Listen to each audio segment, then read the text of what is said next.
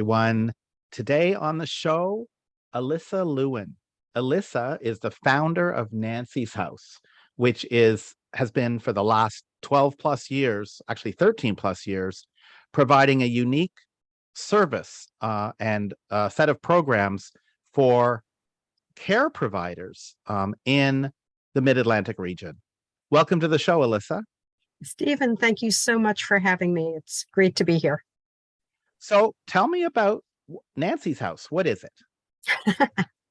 Nancy's House is a one-of-a-kind respite and support program for family caregivers. Right? Nancy's House breaks the isolation and exhaustion that can come with taking care of somebody who is chronically ill or disabled.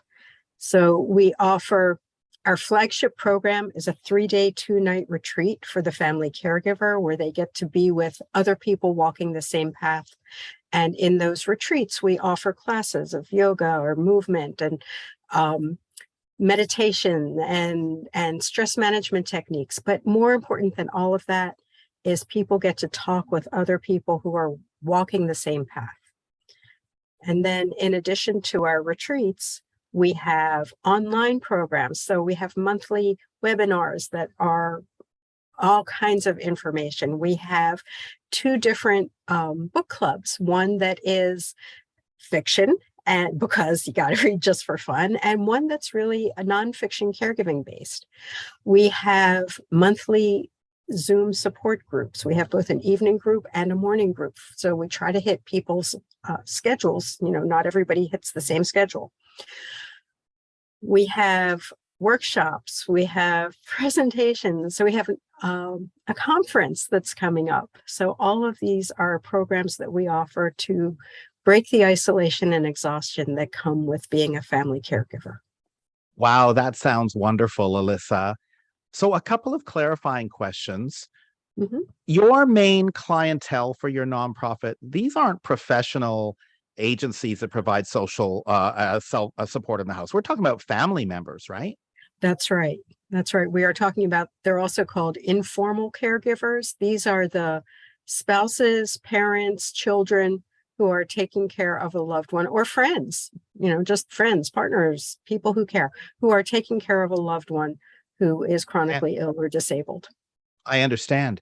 And in my state, the state will provide an employment pathway for such people. It's called in-home support services, and the counties will pay them a very modest wage, which they can report as W-2 taxable income. Do you see that in the Mid-Atlantic states where you have your clients too? Pennsylvania does have that to some extent. I've spoken with some of our guests who say getting to that place is, the usual bureaucratic difficulties.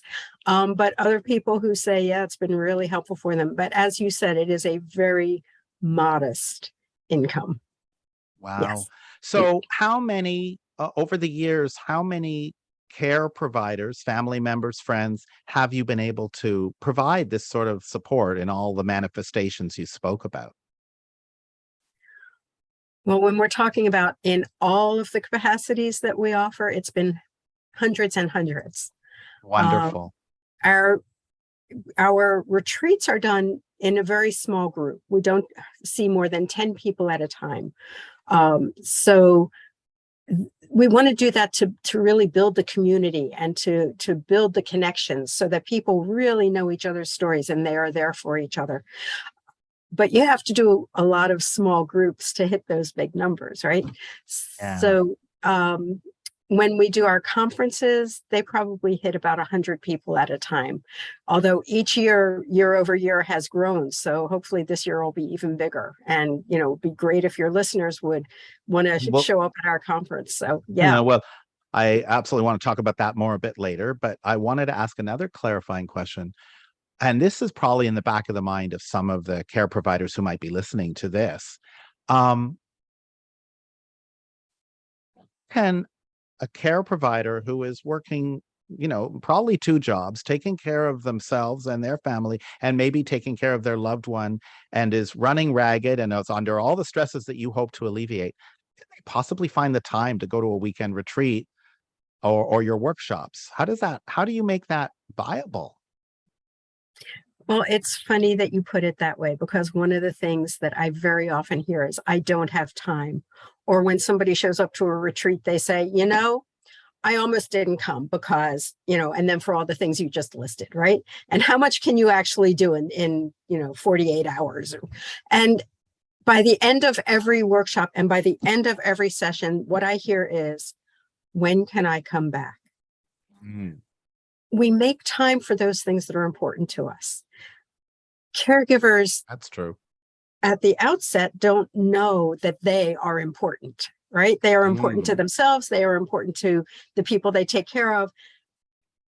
That sort of gets lost in all of the busyness. But by the time they have finished one of our workshops, one of our conferences, one of our retreats, caregivers know they are important in and of themselves and worthy of being taken care of. wow. I think there's a lot of truth to that because many of the people who are attracted, so there are some people that fall into caregiving roles, not just because they have to, but because it's a natural way they operate in the world. They want to care for others. And Mhm. I think that there might be a tendency among people of that mindset to put to lower their own expectations for their own self. Absolutely. Absolutely. And, putting themselves second is, no pun intended, but second nature, right? Right. Um, and there is a gratification that comes with taking care of somebody else. And that is absolutely true and undeniable. And for a lot of people, that gratification is what keeps them going. Um, but there's a price that gets paid. Even for those people who are feeling gratified, there's a price that gets paid. Do you think that you lose potential attendees and participants because people are caught up in that mentality that it's more important they take care of the other person and they're going to sacrifice their own self-care during this period of time that they're taking care of their loved one? And how do you overcome that just to get them there to your That events? that's a really interesting question, Stephen. I don't think anybody has asked it that way before. Um, but yes, definitely there are people who don't come because they insist, I don't have time. I can't do that. Um, and so we use word of mouth, right? When one guest comes and goes, oh, that's what this is, and then tells a friend or somebody in their support group, then that's part of it. We have videos on our YouTube channel that have people who have been there who talk about their own experiences. Very often hearing from somebody who has made the time to do it and recognizing, oh, maybe I can. But the truth is, there are going to be some people who are just not going to come. And for them, I hope that they take advantage of our shorter, more accessible online programs like the conference or like the monthly workshops. So in my state and some others, the state itself will pay for respite services and other things for care providers.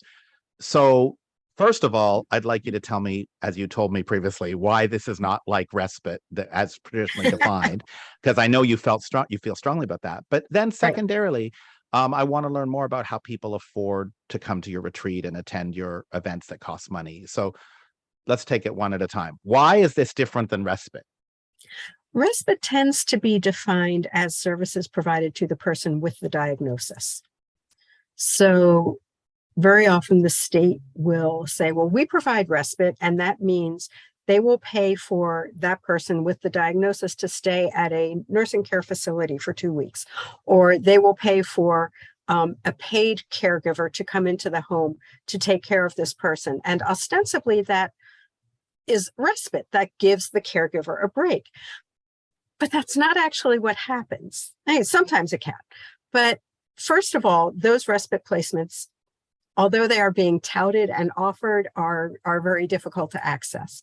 The respite placements that are residential, caregivers have a very hard time with, because you have to go through an intake process as if the person were actually moving into that facility. It's the same intake process.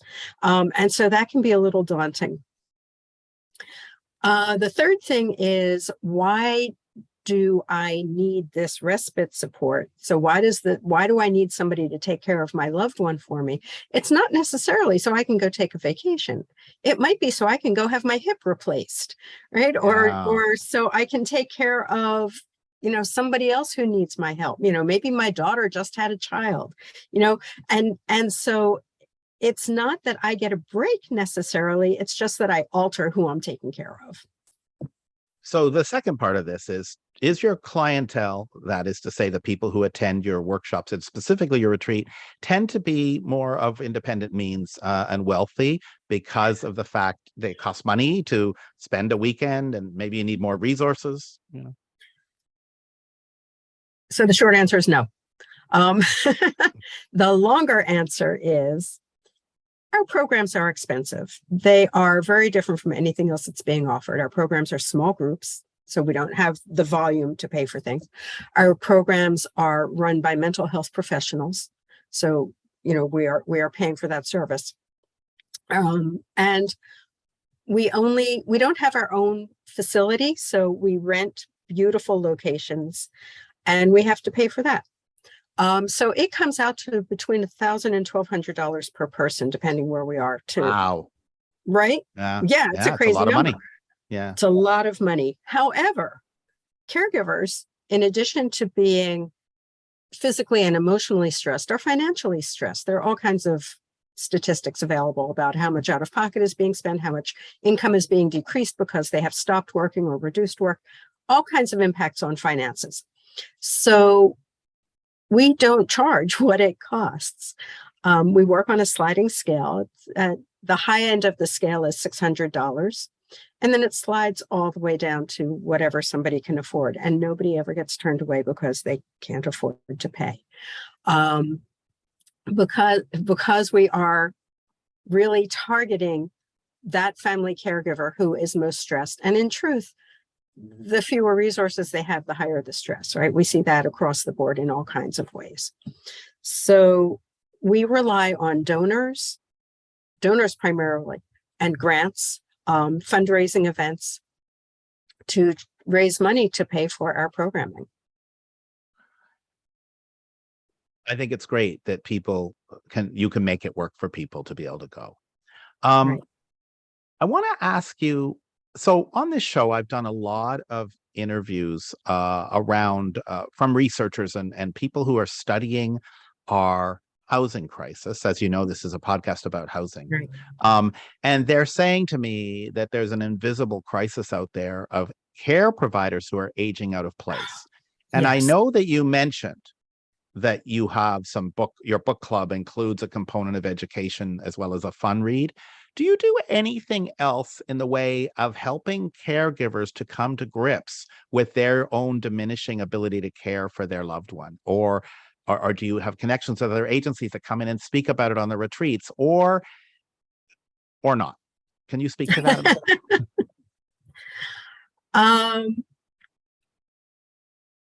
When people come to our retreats, they're usually pretty keenly aware of how exhausted they are, what physical challenges they are dealing with, their own aging process. Our oldest guest was a woman who was 93 and taking care of her 95-year-old husband who had dementia.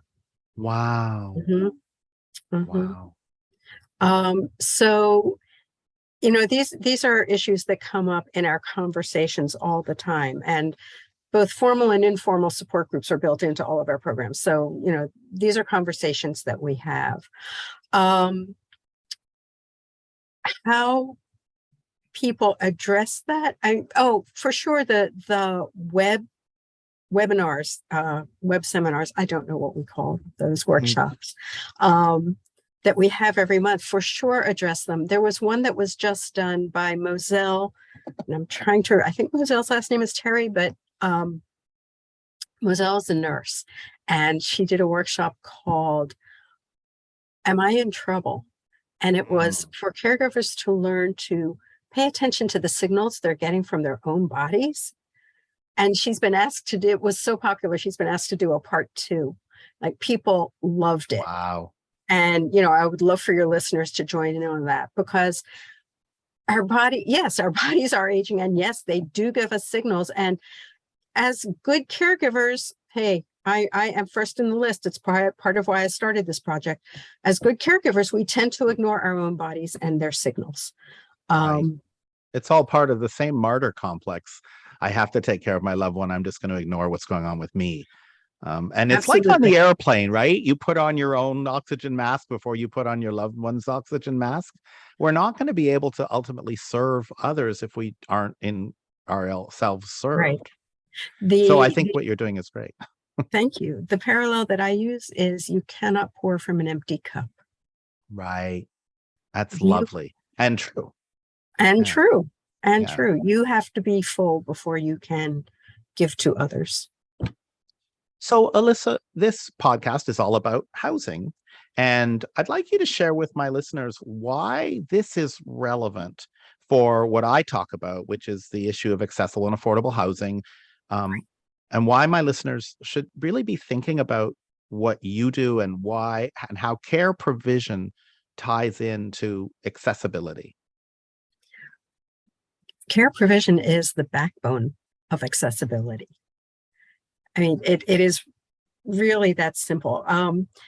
The Paralyzed Vets of America and the VA have a really clear focus on caregivers, and they call them hidden heroes. Mm. And I think that's the only real organization at that level that recognizes how crucially important caregivers are in maintaining the person that they are helping, the person they are supporting. So if I, as a caregiver, am losing my own health, well-being, strength, ability to take care of my loved one, then they are not going to be able to be maintained in the community. They will have to go into some kind of facility for care. Right. So my maintaining myself as a care partner in my best possible way to be physically, mentally, emotionally strong allows me to provide best care and support for this person who is relying on me for their well-being, and allowing both of us to maintain the greatest level of independence, that is living in the community. And, independent living is at the heart of what I'm trying to do, talk about with this podcast, because accessibility is all about independence. And the more independence we can give people to live in their communities, the more accessible their housing is, right? So That's right. yeah, That's well, right. So if we have somebody, let's say, who has paraplegia, right? Or maybe they even have quadriplegia, and they need help with getting dressed and doing some basic care and eating and those kinds of things, but are totally independent other than that, then how do we maintain that caregiver so that they can provide the physical care so that the person with the paralysis can live independently, or as independently as possible, right? I mean, isn't that the very purpose of what we're talking about? yeah. So what has been, or what is currently the biggest challenge, the biggest issue you're working on as you're developing this nonprofit? Well, to be very honest, the biggest challenge is funding. Yeah. It is I can't say that it's easy for other organizations to raise funds, but I will say, if you see a bus go by and it has a sad-eyed puppy on the side and an ad for the SPCA, you're going to, shell out some money for the SPCA. And if you see a bus go by with an ad on the side that has, a child with a bald head and an oxygen tube, and it's, saying something about childhood cancer, they are going to get money, right? Because you see this child and your heart just breaks for this child. And of course you want to pay, to help do research for childhood cancers. But if you see a middle-aged, exhausted woman on the side of a bus, you're going to turn your head, because who wants to see that? Right. Yeah. And yet that's who most of our caregivers are statistically. Yeah. We're exhausted. We don't have any big draw, we're invisible. caregivers are invisible. And so finding that funding is a challenge. Even our own guests, we do a lot of work with the ALS Association, and I am grateful to them because they have a donor who earmarks their donation for services to provide for the family caregivers. And I have to say, it's a family foundation, and the kids are running it now. They saw what being a caregiver did to their dad as he took care of their mom. So they are really on top of this. And we have a wonderful relationship with them, and I am very grateful. At the same time, when our guests who are taking care of their loved one with ALS come to the end of that caregiving journey and their loved one dies, the obituary without fail says, in lieu of flowers, send donations to the ALS Association. It does not say, please help caregivers. Yeah. Right. So part of our challenge is having people recognize that caregiving is a national health crisis. We are the backbone of providing health care. Caregivers, there are about 60 million caregivers, depends whose numbers you read, in the US today. Caregivers provide about $470 billion worth of medical and personal care. Right? So look at the savings to the American public, right? And yet, finding that funding for caregiving, it's virtually non-existent. Right. And it's interesting because I also talk on the show a lot about aging in place. And if we had better solutions around providing care for people, so might allow them to stay in their homes longer, right? That's apart right. From the physical constraints of the construction of the home. There are many homes that are perfectly suitable, but people are forced to move because they can't get the care in their home. So That's the kind right. of thing you're doing by giving some love to care providers is really important work. So right now you're in the Mid-Atlantic area. Yes. Do you think you might go national? We would love to go national. That has always been part of the plan. Again, if we can get the funding to grow, right? Yeah. Part of the model has always been something like the Ronald McDonald House, right? It started in Philadelphia and it has grown to be a national program. That is exactly what we would love to do, is be in every region for every caregiver. And we're not defined by geography. We're not defined by diagnosis. Everybody is welcome. Right now, it's how many places can we physically get to? So we have run retreats from as far north as North Jersey and as far south as Raleigh, North Carolina. And, we are able to situate ourselves, but the travel and the finding the resources for the programs, getting farther out of that region is a challenge. Yeah, I bet. Are there other organizations like yours in other parts of the country already existing? There are other organizations that do bits and pieces of what we do. There is no other organization in the country that does what we do. That was true when I started the program. And a couple of years ago, we had some business plan developed by some students at the Fox Business School at Temple. And part of their project was to do a whole in-depth review of what's available in the country. And they came back and said, you really are the only program that does what you do. Wow. We've had guests who come from other programs that do provide what they call respite services, respite retreats. Right. And even they say, we don't do it the way you do it. It's a different beast.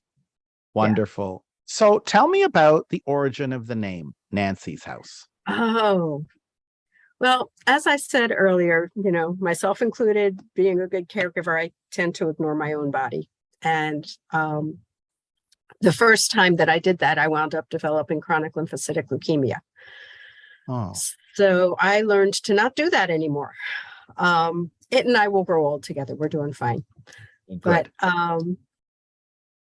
I went, when my caregiving increased, when my father-in-law moved in with us, I started seeing a massage therapist named Nancy Brown, who had a son with autism. And we had this conversation one day about, wouldn't it be great if there were a place we could go to get taken care of the way we take care of these other people? And I really feel like she was there to plant that seed, because within weeks of the conversation, she was gone. Nobody in the practice knew where she went. She just disappeared. My father-in-law lived for another 4.5 years after that. But after he died, I had this moment of remembering that conversation and recognizing my own experience, even knowing what I knew about taking care of myself and being so exhausted and not even recognizing it. It seemed to me it was time to see what's available to caregivers. The answer was not much. And see what caregivers need. We know a lot about that. And make that happen. And so the name of the organization is a thank you to Nancy Brown for the conversation. Wow. So there's no actual physical house. There is not at this point. Again, part of the plan. We need some really wonderful donors to make that happen. Yeah. Yeah. So tell me all about this conference you have planned. Oh, first of fabulous. all, it's Zoom based, right? Anyone in the country can attend? Exactly. And when is it? It is Saturday, November 5th. Now it's Eastern time, so it's from 9 to 12:30 Eastern time. And I know that's early over there on the West Coast. We have lots of listeners all over the country. And I know a lot of caregivers are up early anyway. So that's true. Yeah, this may not be as big a deal as I'm making it. But it's November 5th, Eastern time, 9 to 12:30. Our keynote speaker is Yuki Washington, who is a local news anchor and celebrity. He's much beloved in the community, and has his own caregiving story. And then we have 6 caregiving workshops, 3 that are informational and 3 that are experiential, if you will. And people, when they sign up, it's only $10 to register. And when people only sign up, $10. yeah, there is no excuse. Every care provider in the country, anyone who helps out a family member should take advantage of this. $10. Wow. And the truth is, for some people, $10 is a hardship. And for them, we have scholarships. Wow. And it's kind of an easy, no questions process. So the 6 workshops are, I'm going to use a cheat sheet so that I keep them all. We have Kathy Sikorsky, who is a board member. She is also an elder law attorney, a humorist, a speaker in the caregiving community, in the national caregiving community, and just this amazing source of information. And her workshop is Legal Pickles, what caregivers need to know, right? Those little ins and outs that can really catch you. We have Maurice Baynard, who is also a board member. And this is going to be his 4th conference with us. He is a chronobiologist. That's not his day job, but that is his training. And he does these wonderful workshops. Again, an amazing font of knowledge, wonderful workshops. His rooms are always packed. He is very entertaining, very informative. My listeners won't know what a please define the term. Somebody who studies time and sleep. How does it affect your body? Oh, I see. And his workshop is unlocking the secret of naps. So, because caregivers, sleep is often disturbed. Are you taking care of somebody whose clock is flipped? Are you taking care of somebody who needs to be repositioned every 2 hours? Are you taking care of somebody whose linens need to get changed in the middle of the night?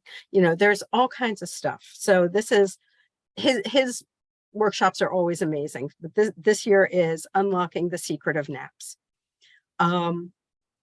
The third informational one is Kay Coughlin. Kay is a caregiving coach.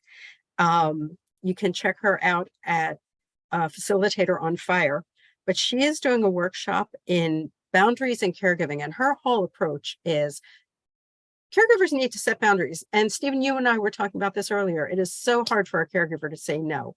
It is so hard to say, I need to take care of me. And so Kay is really all about that. And then we have 3 experiential workshops. Healing movements. It's the healing movements of Qigong with Michael McCormick. He also was part of last year's program, and it's wonderful. It's a wonderful workshop. And then we have 2 new ones. Writing and journaling in caregiving with humor, finding the humor. You have to laugh, right? You have to find this. And I will tell you, there is some pretty raucous laughter at our retreats, and the humor can get pretty dark, but it's also pretty funny. And so being able to find that release the humor gives is so important. And then we have another one that I'm so excited about, that's processing through poetry. And the emotions that go with caregiving are so complicated, and the process of writing it into a poem helps you to bring it together and express it in a way that just makes sense. It crystallizes in a way that there is no parallel. So I'm really excited about that new workshop as well. Wow, it sounds like an amazing itinerary. Yeah. I think this is a conference is going to be great. I hope that you have a tremendous success with it. And I will put a link to the information you just shared in my show notes. Is there anything else before we wind down? Yeah, that people can register by going to our website, which is www.nancys, NANCYS -house, HOUSE, make sure it's a dash, not an underscore, .org. O-R-G. Good. We'll put that in the show notes as well. Great. Well, Elissa, this time has just flown by. Thank you so much for being a guest on my show. Stephen, thank you so much for this opportunity. I really appreciate it. Take care now.